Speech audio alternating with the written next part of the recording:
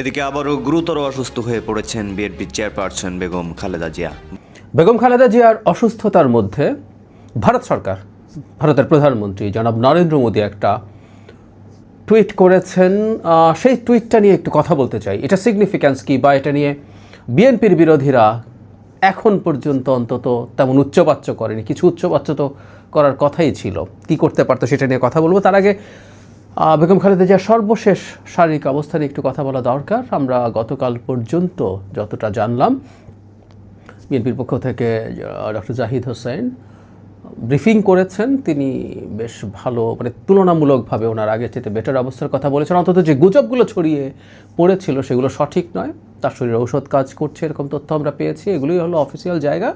প্রথম আলো একটা রিপোর্ট গতকাল বেশ রাতে আপলোড করেছে, সেখানে দেখা গেছে তার খুবই ভাইটাল কিছু অর্গান, লিভার, কিডনি, হার্ট, এগুলো কোনোটা ভালো কাজ করছে তো কোনোটা ভালো কাজ করছে না। লাং, ওনার ইনফেকশন আছে এরকমও জানা যায়। তো ফলে যেটা হয়, আমি এক তো উনি খুবই ফেটাল কিছু ডিজিজ আক্রান্ত আছেন, তার উপরে তার বয়স হয়েছে। মানে বয়স হয়ে গেলে তখন যে কোনো ক্ষেত্রেই সমস্যা, মানে বয়স ইটসেলফ একটা প্রবলেম, একটা ডিজিজের মতো। অনেক চিকিৎসা করলেও সেই জিনিসটা ঠিকঠাক মতো কাজ করে। তারপরে যেটা সবচেয়ে আসার কথা সেটা হচ্ছে তার শরীরে ঔষধের রেসপন্স তৈরি হচ্ছে। আমি আবারও বলছি, প্রায়ই বলছি ওনাকে নিয়ে কথা বলার সময়, তার জন্য আমরা প্রার্থনা করব, তাকে আমরা আমাদের মধ্যে আরও অনেকগুলো দিন চাই। যে ব্যাপারটা নিয়ে কথা বলতে চাই, যেটা আসলে রাজনৈতিকভাবে আজ না হলেও ভবিষ্যতে একটা সিগনিফিক্যান্ট বিষয় হয়ে দাঁড়াবে, সেটা হচ্ছে জনাব নরেন্দ্র মোদী একটা টুইট করেছেন দুদিন আগে। অন্যান্য ইস্যু নিয়ে, সিরিয়াস ইস্যু নিয়ে কথা বলতে গিয়ে এটি নিয়ে কথা বলা হয়নি। বাংলাদেশে যে হাই কমিশন আছে তারা এটাকে বাংলা করে বলছেন এভাবে: বেগম খালেদা জিয়ার স্বাস্থ্যের বিষয়ে জেনে গভীরভাবে উদ্বিগ্ন বোধ করছি। দীর্ঘ অনেক বছর ধরে তিনি বাংলাদেশের জনজীবনে অবদান রেখেছেন। তার দ্রুত আরোগ্য লাভের জন্য আমাদের আন্তরিক প্রার্থনা ও শুভকামনা রইল। আমরা যেভাবে পারি আমাদের পক্ষ থেকে সম্ভাব্য সকল ধরনের সহায়তা প্রদানের জন্য ভারত প্রস্তুত। মানে খুবই খুবই কর্ডিয়াল ভাষা আমি বলবো। আমি আবারও যদি পড়ি: বেগম খালেদা জিয়ার স্বাস্থ্যের বিষয়ে জেনে গভীরভাবে উদ্বিগ্ন বোধ করছি। দীর্ঘ অনেক বছর ধরে তিনি বাংলাদেশের জনজীবনে অবদান রেখেছেন। তার দ্রুত আরোগ্য লাভের জন্য আমাদের আন্তরিক প্রার্থনা ও শুভকামনা রইল। আমরা যেভাবে পারি আমাদের পক্ষ থেকে সম্ভাব্য সকল ধরনের সহায়তা প্রদানের জন্য ভারত প্রস্তুত। খুবই কর্ডিয়াল হওয়ার একটা সমস্যা আছে।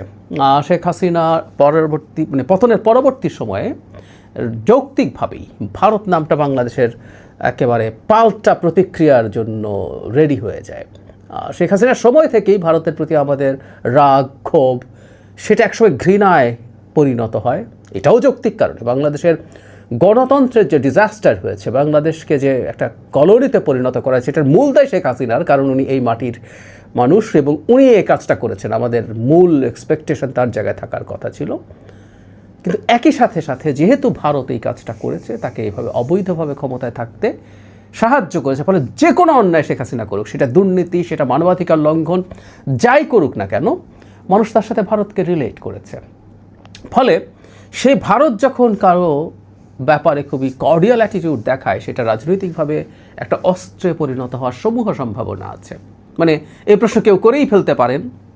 আমি ধারণা করি এটা বেগম খালেদা জিয়া এতটা সিরিয়াসলি অসুস্থ না হলে এটা বলাই হতো, এটা ব্যবহার করাই হতো। সেটা হতো মানে খুব সিম্পলি বলে দেওয়া, ভারতে খপ্পরে পড়ে গেছে, ভারতে কোলে উঠে গেছে, এই ধরনের মন্তব্য, এই ধরনের ন্যারেটিভ এর আগেও আসলে দেওয়ার চেষ্টা করা হয়েছে। আমি অনুমান করি এই স্টেটমেন্টটাও এই ন্যারেটিভের পার্ট হিসাবে সামনে আসবে, আমরা নিশ্চিত থাকতে পারি।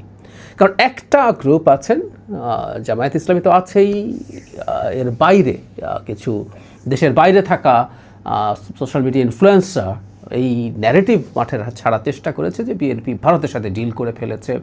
এর নানা রকম যুক্তি তারা দেওয়ার চেষ্টা করছে। যখন বিএনপি নির্বাচন চাইছিল, আমি একটু পেছনে যাই, বিএনপি যখন নির্বাচন চাইছিল বারবার, তখন বলা হচ্ছিল এটা ভারতের সাথে অ্যালাইন হয়েছে, কারণ ভারত নির্বাচন চায়।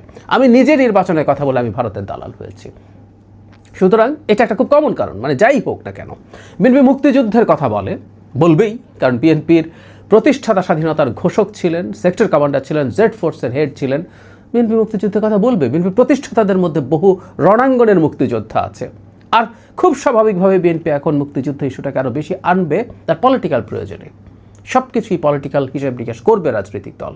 বিএনপির এখন এই মুহূর্তে প্রধান যে কম্পিটিটর সেটা জামায়াতে ইসলামী, তার অত্যন্ত অন্ধকার একটা জায়গা আছে মুক্তিযুদ্ধে, সুতরাং বিএনপি টানবে। কিন্তু যখনই মুক্তিযুদ্ধের কথা বলা হয় তখনই ওই মানুষগুলো বলতে শুরু করে এটা তো আওয়ামী ন্যারেটিভ, এটা তো ভারতের ন্যারেটিভ। আমরা বহুবার বলেছি আওয়ামী মুক্তিযুদ্ধের যে ন্যারেটিভ সেটাকে আমরা ডিসওন করি, সেটাকে আমরা কোনোভাবেই গ্রহণ করি না, এটাকে আমরা ফেলে দেই। কিন্তু মুক্তিযুদ্ধ ঘটেছে এই দেশে আমাদের সবচেয়ে বড় জাতীয় অর্জন, সেটা নিয়ে কথা বলা হবে, বলতে হবে। এবং সেই সময় যারা বাংলাদেশের স্বাধীনতার বিরোধিতা করেছে পলিটিক্যালি এবং কোলাবোরেট করে পাকিস্তান মিলিটারির সাথে, এইগুলো গর্হিত অন্যায়গুলো নিয়েও কথা বলতে হবে। যাই হোক, ওটা ভারত হয়ে গেল। এখন এই জিনিসটা ছেড়ে দেওয়া হবে। নরেন্দ্র মোদী এত কর্ডিয়ালি বেগম খালেদা জিয়া সম্পর্কে এভাবে বলছেন, তো বিএনপি তো ভারতের কোলে উঠে গেছে বলার আরেকটা মোক্ষম মৌকা পাওয়া গেছে, যদিও সেই ব্যাপারটা ব্যবহার করা এখনও হয়নি। আবারও বলছি, এটা হবে। এটা বেগম খালেদা জিয়া অত্যন্ত অসুস্থ আছেন, এই কারণে ফর দ্য টাইম বিং ছাড় দেওয়া হচ্ছে। আর এই প্রসঙ্গে তো একটা কৌশল করা হচ্ছে, এটা একটু বিস্তারিত কথা বলবো। বেগম খালেদা জিয়াকে যথেষ্ট উঁচুতে তুলে দিয়ে জনাব তারেক রহমানকে আক্রমণ করার এবং খাটো করে তুচ্ছ তাচ্ছিল্য করার একটা প্রবণতা আছে এই গ্রুপটার। ফলে এই মন্তব্যটা, মোদির এই মন্তব্যটা নিয়ে ফর দ্য টাইমিং তারা কিছু করেননি। কিন্তু আমরা এই মন্তব্যটাকে আসলে কীভাবে পাঠ করব সেটা খুব জরুরি। খেয়াল করে তিনি তার সব রকম সাহায্য সহযোগিতা করার কথা বলছেন স্টেটমেন্টে, এবং রিসেন্ট সময় আমরা বলবো বাংলাদেশ সরকারের সাথে, রিসেন্ট সময় না, ইনফ্যাক্ট সমস্যাটা অ্যাকিউট অবস্থা একটু কাটলেও রিসেন্ট সময় একটু এটা সংকটটা কমেছে, কিন্তু এই সরকারের সাথে সম্পর্ক ভালো না। একটা নির্বাচন এগিয়ে আসছে এবং পপুলার পারসেপশন হচ্ছে সেই নির্বাচনে বিএনপি নির্বাচিত হবে। ভারত এই স্টেটমেন্টের মাধ্যমে আমি মনে করি ন্যূনতম হলেও সে কিছুটা বাস্তবতার জ্ঞান আমাদের সামনে দেখাচ্ছে। বিএনপি যদি ক্ষমতায় আসতে পারে, বিএনপির সাথে কিছুটা হলে সুসম্পর্ক তৈরি করা দরকার। বিএনপির সাথে আসলে সুসম্পর্ক তৈরির চেষ্টা ভারতকেই করতে হবে, কারণ এই যে শেখ হাসিনাকে ক্ষমতায় অন্যায়ভাবে রাখার সবচেয়ে বড় মাসুল বিএনপি দিয়েছে। কারণ রাজনৈতিক দলের ক্ষেত্রে বলছি, জনগণ তো দিয়েছেই, রাজনৈতিক দলের ক্ষেত্রে হলো তার ক্ষমতায় যাওয়ার কথা ছিল, সে একটা রাজনৈতিক দল, ক্ষমতায় যাওয়াই তার কাজ। শুধু সেটা না, এই যে ক্ষমতায় যেতে পারলো না তাতে শেষ হয় নাই। শেখ হাসিনা তার অবৈধ ক্ষমতা টিকিয়ে রাখার জন্য যে অকল্পনীয় অত্যাচার বিরোধী দলের উপরে করেছে, তার মধ্যে এটা প্রায় শতভাগী হয়েছে বিএনপির উপরে। সুতরাং বিএনপির সাথে ভারতের একটা খুবই নেগেটিভ অবস্থা তৈরি হয়ে যাওয়ার সম্ভাবনা আছে, এবং ভারতের এই চেষ্টা করতে হবে এটা মোটামুটি একটা ওয়ার্কিং রিলেশনশিপের পর্যায়ে নিয়ে যাওয়ার। আর বিএনপির মতো দলেরও যেটা মনে রাখতে হবে সেটা হচ্ছে কি করা হয়েছিল সেটা না, এই ইন্টারন্যাশনাল রিলেশনসের ক্ষেত্রে আর ভারতের সাথে তো আমাদের জিওপলিটিক্যাল হিসাব আছে, কারণ আমরা পজিশনগত কারণেই আমরা পরস্পরের জন্য ইম্পর্টেন্ট। সো এই জিওপলিটিক্যাল কারণে তাদের মধ্যে একটা ওয়ার্কিং রিলেশনশিপ লাগবে। এবং আমরা প্রায় বলি এটা, এই সরকারের শেখ হাসিনার পতনের পর ডক্টর ইউনূসের এই সরকার যে বেঞ্চমার্ক তৈরি করেছে, ভারতের সাথে শত্রুতা করতে হবে না, ডক্টর ইউনূস কোনো শত্রুতার কাজ করেননি, কিন্তু মাথা উঁচু করে মেরুদণ্ড শক্ত করে নিজের স্বার্থের ব্যাপারে আলাপ আলোচনা করা, এটা আমাদের করে যেতেই হবে। সো বিএনপি সেটা করতে হবে। কিন্তু ভারতের দিক থেকে আমরা এই অ্যাটিটিউড দেখছি যে ভারত এনগেজ করতে চায় বিএনপির সাথে, ভারত বিএনপির সাথে কাজ করতে চায়। দীর্ঘদিন আমরা খেয়াল করেছি চায়না এই কাজটা খুবই কর্ডিয়ালি করার চেষ্টা করেছে, কারণ বেগম জিয়ার চিকিৎসার জন্য চাইনিজ একটা টিমও এসে হাজির হয়েছে আমরা দেখেছি। শুধু সেটা না, বিএনপির বহু নেতা চায়নাতে গেছেন, চাইনিজ অ্যাম্বাসেডার বেগম খালেদা জিয়ার সাথে দেখা করেছেন, একাধিকবার সিনিয়র নেতাদের সাথে কথা বলেছেন।